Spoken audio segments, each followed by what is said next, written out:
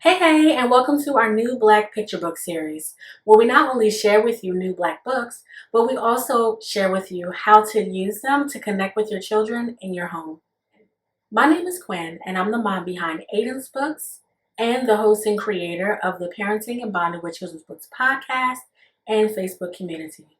So, I'm only going to cover this in this first episode, so bear with me. If you've been following our resources for a while now, you may be wondering why I'm only choosing to focus on Black books in this series. I'll break it down this way. Our journey with books began with the devastating recognition that Black people were missing from the children's books industry. So every year, the CCBC does a count of all the books sent to them by major publishers and also smaller ones.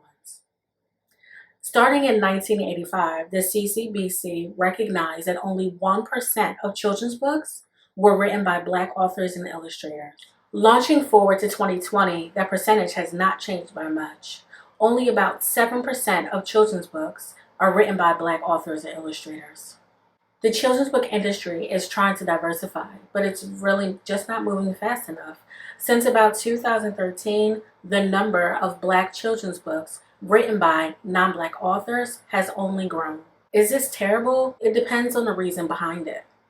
And while in our home we read many different books about people from many different backgrounds, it is very important for me, for my son, to see himself on the pages of a book. And not just stories focused on our oppression, even though they are important, but beautiful, imaginative storylines that take them on a journey through possibility.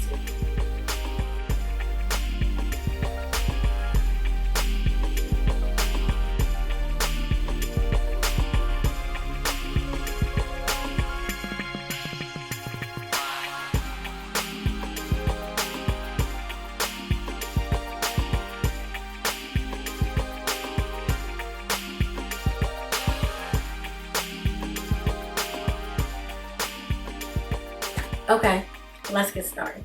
So, before we move on to the first book, I want you to think about something. What clothing item do you think makes your child feel the most special? I know for Aidyn, it's always going to be his Spider-Man costume. Tiara's Hat Parade by Kelly Starling Lyons, illustrated by Nicole Tadrell, takes us on a journey through creativity and confidence. Two powerful words that we want our children to hold close to.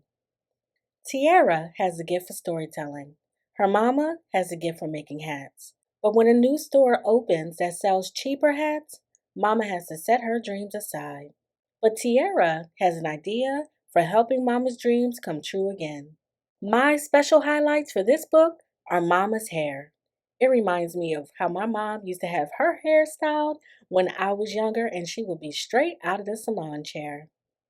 Also, pay close attention to the history lesson in the back of the book. The author, Kelly Starling Lyons, did an excellent job of keeping us engaged all the way to the end.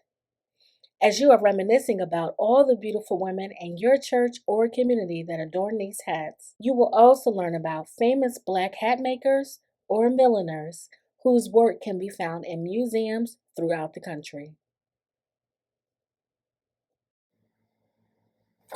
All right, I had to throw a little history in there for y'all. So tell me, what did you think? And did the women in your church have a hat for every outfit? I know the ladies in my church did. Okay, after reading this book, here are some things you can talk to your child about. Ask them what makes them feel special. What clothing items, maybe friends at school, friends that they play with in the neighborhood. Tell them what makes you feel special.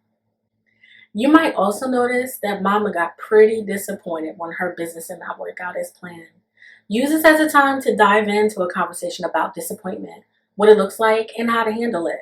I know this year with virtual schooling, there were so many days where I was disappointed, devastated, overwhelmed, you name it. Use this as a time to remind them that it's never their fault and it's not their job to fix it. So this next book will feel nostalgic for most. I'm telling you, you're going to want to put those kids to bed early so that you can watch The Best Man. Just watch. The Electric Slide and Kai by Kelly J. Baptiste, illustrated by Darnell Johnson, just gives nostalgia and oozes Black family life. I have been raving about this book since its release in March of this year. So, Kai's aunt is getting married, and everyone in the Donovan family is excited about the wedding, except for Kai. The highlight of every Donovan occasion is dancing the electric slide, a groovy line dance with footwork that Kai can't quite figure out. More than anything, he wants to prove that he can boogie with the rest of his family and earn a cool nickname from his granddad. Can Kai break through his nerves and break it down on the dance floor? The highlights for me in this book: family. So, my brother is known for adopting folks into our family that we don't even really know. And as I turned the pages in this book, I felt the same way. Like the Donovans could be my family. Weren't those illustrations cartoon worthy? I don't know about y'all, but I want to see this book come to life. All right, so how to use this book? Dance. Use it as a time to dance with your kids. Show them your favorite moves. Ask them what their favorite moves are. Don't have any moves? Use it as a time to tell them it's okay. Just let loose and dance. Don't worry about what's around them. This is a good time to remind your kids that they're special, no matter what talents they may or may not have. Okay. This next book is not to be taken lightly. It was based in the 1800s, and although these were devastating times for us, this book is based on African folklore, and you and your children will arise from the pages full of hope for the future. What's the last really brave thing you did? Are you looking for a book to help show your kids what it means to be brave, with a nice dose of history mixed in? And I'm not speaking of any old kind of bravery. I mean the type of bravery that it takes when all the odds are stacked against our children. Then, yes, this is the book for your family. Freedom Bird by Jodine Nerlin, illustrated by James E. Ransome, is a beautiful book. This book, the words, the illustrations, they moved me. They moved Aidyn. From the very first line, now you know, even before I tell you, there was nothing civil about that war. They should have called it what it was: a bad, bad war. So that line immediately created questions in Aidyn's head, and they jumped out of his mouth quicker than I could get to the next page. The following pages unfolded in such a way that can only be described as an incredible, immersive tale of courage, bravery, and freedom. Better even because of the symbolic use of this huge, beautiful bluebird and the inescapable truth that children all over the world are capable of fighting for their freedoms. Our children deserve to know the courage that lives inside of them. So if you have not already, please read this book to your family. As my great aunt would say, whew, that was deep, y'all. But don't shy away from books like this. This is our history, and our children deserve to know it. Lord knows they ain't getting this in school. Use this time to talk about family and the importance of not taking family for granted, especially if they have siblings or cousins that are close to them. Remind them that family is important and should never be taken for granted. And as I've already said, use this as a time to remind your children of the power and courage that lies inside of them. Okay, last but certainly not least is a book that is perfect for bedtime. Come and journey with me through a book of imagination that will lead to bedtime bliss. My Rainy Day Rocket Ship by Marquette Shepard, illustrated by Charlie Palmer. A stormy afternoon, and in order for Mom to stay inside are no match for this little dreamer, who uses everyday household items: a rocket chair, a cardboard box, an old dish rag, and a super duper imagination to whip up a trip around the universe he won't soon forget.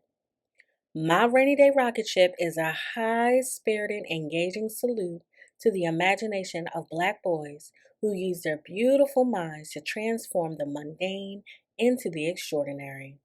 Dream out loud and boldly go where their sky is the only limit. My highlights for this book: the whirlwind of colors. On each and every page, we see how colors are dancing together to try to mimic the beautiful and creative imaginations inside of our boys' minds. The colors bleed together to create a beautiful world. In addition, the father, he reminds me of my brother, and I love that. To be able to look inside of a book, not only see yourself, but also see someone that you love and respect. When we read this book, Aidyn said, he looks just like Uncle Al. And I love that. The positive representation of fathers in books is so important. All right, I hope you all enjoyed that journey. If you want more information for the books, find it in the description below. If you like this video, go ahead and give it a thumbs up. Want to know when the next one comes out? Subscribe. I'll be happy to have you as a part of the family. Thank y'all, and until next time.